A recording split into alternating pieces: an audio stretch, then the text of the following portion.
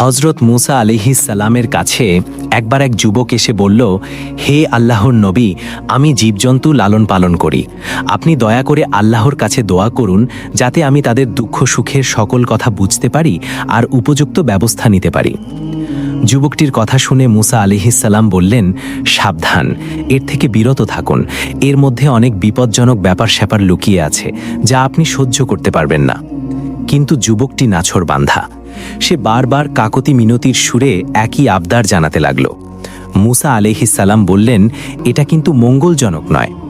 যুবকটি শেষে বলল, বেশি কিছু না হলেও অন্তত গৃহপালিত মোরগ ও কুকুরের ভাষা বুঝার ব্যবস্থা করে দিন। তার এমন মিনতির দরুন হজরত মুসা আলাইহিস সালাম আল্লাহর কাছে এই ব্যাপারে দোয়া করলেন। আল্লাহ তাআলা তার দোয়া কবুল করলেন এবং যুবকটিকে জীবজন্তুর ভাষা বোঝার ক্ষমতা দান করলেন। যুবকটি খুশি মনে বাড়ি ফিরে গেল আর মনে মনে বলল, এবার জীবজন্তুদের সব চালাকি ধরা যাবে। পরদিন ভোরে যখন বাড়ির সব হাঁস মুরগি ছেড়ে দেয়া হলো, তখন সে যুবক মোরগের কথা শোনার জন্য বারান্দায় এসে বসল। বাড়ির কাজের মেয়ে রাতের থেকে যাওয়া রুটির টুকরো উঠানে নিক্ষেপ করল। কুকুরটি খুব কাছেই ছিল, কিন্তু এমন সময় মোরগটি ঝাপটা বেড়ে রুটির টুকরো মুখে পুরে নিল। কুকুরটি প্রতিবাদের সুরে মোরগকে বলল, রুটির টুকরো আমার ভাগে ছিল, তুই নিয়ে গেলি কেন? উত্তরে মোরগ বলল, একটু সবুর করো, অবস্থার দ্বারা বুঝতে পেরেছি কালকেই আমাদের মনিবের সুন্দর ঘোড়াটা মারা যাবে, তখন তুমি মজা করে তার গোশত খেতে পারবে। বারান্দায় বসে থাকা যুবক মোরগের কথা শুনে চিন্তায় পড়ে গেল। অতঃপর লোকসান এড়ানোতে ঘোড়াটি বাজারে নিয়ে বিক্রি করে দিল। পরদিন ভোরে আবারও যখন উঠানে রুটি ফেলা হলো, তখনও মোরগটি তার সাথে সাথে লুফে নিল। কুকুরটি সেদিনও ব্যর্থ হলো। তখন সে তাচ্ছিল্যের সুরে মোরগকে বলল, ধোঁকাবাজ কোথাকার, কালকে রুটি নিলে আজকেও নিয়ে গেলে, কই ঘোড়া তো মরল না, বরং মালিক তা অন্যখানে বিক্রি করে দিয়েছেন। জবাবে মোরগ বলল, ঘোড়াটি সত্যিই মরেছে, তবে অন্যখানে। অধৈর্য হয়েও না, অবস্থার দ্বারা জেনেছি কালকে মনিবের উঁটটি মারা যাবে, তখন তুমি মজা করে ইচ্ছা মতো খেতে পারবে।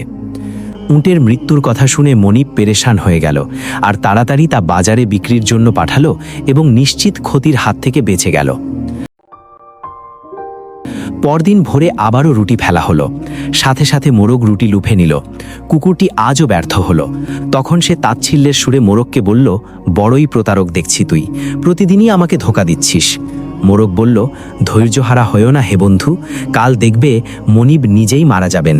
কাল তিনি মারা গেলে ওয়ারিশরা গোশত, পোলাও ইত্যাদি করবে, তখন তুমি পেট ভরে খেয়ে নিও। আজ মোরগের কথা শুনে যুবকটি যার পর নাই বিচলিত হয়ে পড়ল। কাল যে সে মারা যাবে এই টেনশনে অস্থির হয়ে গেল। আসলে আল্লাহ পাকের কুদরতের মাঝে অনেক গোপন কথা লুকায়িত থাকে যা কেউ জানে না, কিন্তু মানুষ যখন সীমা লঙ্ঘন করে তখনই যত বিপত্তি। ধন সম্পদের সামান্য ক্ষয়ক্ষতিতে মনিবের জান বেঁচে যেত এবং মুসিবত মালের ওপর দিয়ে চলে যেত, কিন্তু মনিব তা মানেনি, তাই বিপদ তার নিজের ওপরই চলে এসেছে। নিরুপায় যুবক দৌড়ে মুসা আলাইহিস সালামের দরবারে হাজির হলো। তাকে সকল ঘটনা খুলে বলল। অতঃপর মিনতি করে বলল, হে আল্লাহর নবী, আমাকে রক্ষা করুন। মুসা আলাইহিস সালাম বললেন, আমি তো আগেই বলেছি সেই বিষয়টি আপনার জন্য মঙ্গলজনক হবে না। আপনি কেমন স্বার্থপর, শুধু নিজের স্বার্থ দেখলেন, অপরের ক্ষতি দেখলেন না। নিজের ক্ষতির কথা ভেবে সব বিক্রি করে দিলেন, অথচ যে তা কিনছে সে যে ক্ষতির মধ্যে পড়তে যাচ্ছে সেটা বিবেচনায় নিলেন না। এজন্য বিপদ আপনার উপরই চলে এসেছে।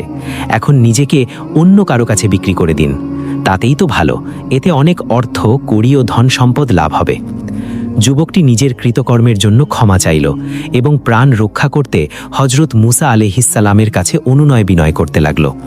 মুসা আলাইহিস সালাম বললেন, দেখুন, আপনার মৃত্যু অবধারিত হয়ে গেছে, এর থেকে আপনি আর পালাতে পারবেন না, তবে আমি আপনার জন্য ঈমানের সাথে মৃত্যুর দোয়া করছি। হজরত মুসা আলাইহিস সালামের কথা শেষ হতে না হতেই যুবকটির শারীরিক পরিবর্তন শুরু হলো। একবার বমিও হলো, তার শরীর নিস্তেজ হয়ে আসছিল। এই সময়টিতে 4 জন লোক তাকে ধরে বাড়ির দিকে নিয়ে গেল, কিন্তু আর বাড়ি পৌঁছল না। মৃদু এক ঝাঁকুনি দিয়ে তার প্রাণ উড়ে গেল চিরদিনের জন্য। ধন সম্পদ সব পেছনে ফেলে যুবকটি পরকালের পথে রওনা দিল। শিক্ষণীয় বার্তা: আল্লাহর নিষিদ্ধ জ্ঞান বা ক্ষমতা চাইলে তা বিপদের কারণ হতে পারে। নিজের লাভের জন্য অন্যের ক্ষতি করা মারাত্মক গুনাহ। আল্লাহ যা নির্ধারণ করেন তাতেই কল্যাণ থাকে। ধৈর্য ও তাওয়াক্কুলই মুমিনের আসল শক্তি। ভিডিওটি ভালো লাগলে লাইক এবং কমেন্ট করে আপনার মতামত জানাতে পারেন।